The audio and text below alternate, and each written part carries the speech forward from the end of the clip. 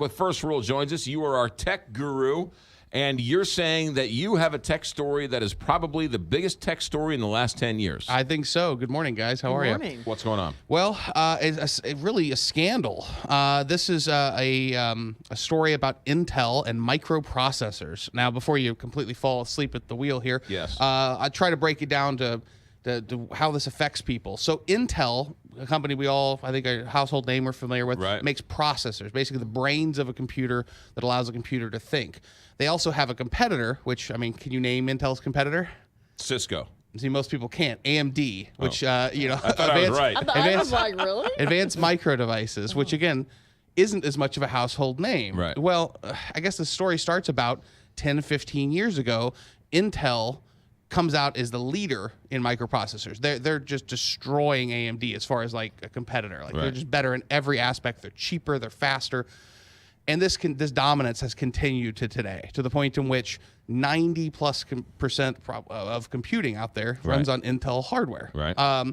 So in 2017, Google's Project Zero team, which is a group of white hat hackers, which are good hackers looking for vulnerabilities, trying to plug them so that we are all more safe. Right. Along with collaborations at different researchers at different universities, found a massive problem initially with Intel chips, where basically in order to make them faster, these computer brains faster, they were doing a little bit of cheating, if you will, where they were guessing what could come next. They were doing predictive processing. Okay. So that allowed them, imagine if you're playing a chess game, it wasn't just thinking about the move it's doing right now, it's also thinking about every other move that it could possibly do. Okay. That way it kind of was pre-done. It was already thought about it. All right.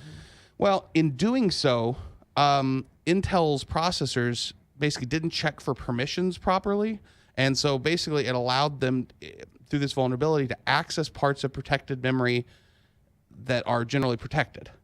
So long story short, a hacker using this vulnerability could literally access basically any piece of information on any computer. So in other words, if I go to my bank and I put in my passcode, my processor knows that when I go to this webpage, the first 6 letters of my password are this.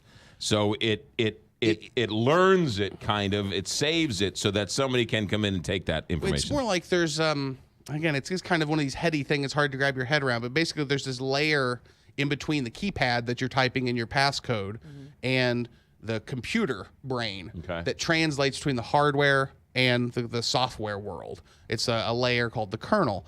And basically stuff happens in this that should not be accessible by other programs. So when you enter your passcode, it's supposed to be encrypted and goes through this without anything else seeing it except what you intend to, in this case, your ATM credit. Right.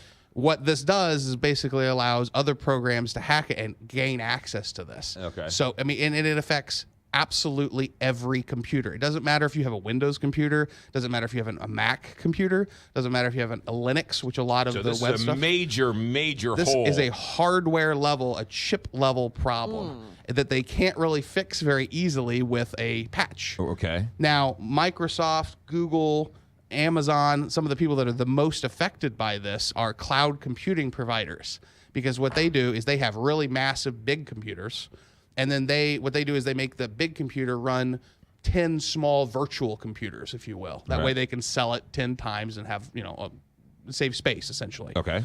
But all that lives in that virtual memory. So you might have, a bank on Amazon's cloud, and you might have, a radio station as well. Right. And now basically a hacker could access all of those virtual machines simultaneously, steal passwords, steal data. When did we find this out? They found this out initially apparently about 6 months ago, but everyone involved has been under non-disclosure agreement.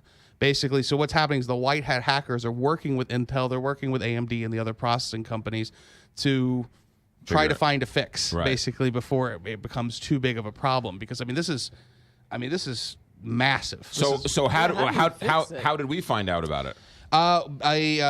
2 days ago, on Tuesday, a letter basically was released kind of detailing this information from some of those white hat hacker groups. Now, some of the details are still under NDA and they haven't been released, but Intel stock's fallen at least 7% since then. AMD's has gone up, and it's absolutely fascinating. It's kind of one of those things that day to day you wouldn't run into this. But here's the thing: they're saying that the fix to this potentially is some firmware level patches that are going to go into Windows and they're working on some sort of patch. Right. But it basically turns off that predictive algorithm we were talking about, which is going to slow down computers, which is going to slow down all Intel processors between 5 and 30% across the board. So we want to go to ADT or whatever the other. Well, we'll see. You know, and now Intel, of course, says that AMD processors are also vulnerable, and AMD says no, they're not. So there's going to be some fighting back and forth. But literally, the processor that you bought, and this, by the way, affects computers for the last 10 to 15 years. So like it goes back a very, very long way. You know, potentially, like these Amazon computers they spend a lot of money on are going to be 30% slower after this patch is put out. So there's nothing we can do. There's nothing we can do. And really, from Stay an tuned. end user perspective, like you're probably not going to notice too much of a hit. It's going to hit Microsoft and these cloud computing services bigger. But it's literally, it's kind of well, but it's in everything: laptops, cell desktops, cell phones, everything. So it's going to be interesting to see how this plays out. So well, Wow. when That Larry is a big story. when Larry says it's the biggest tech story of the last 10 years, listen to the man. Larry, stand back with First World Goods.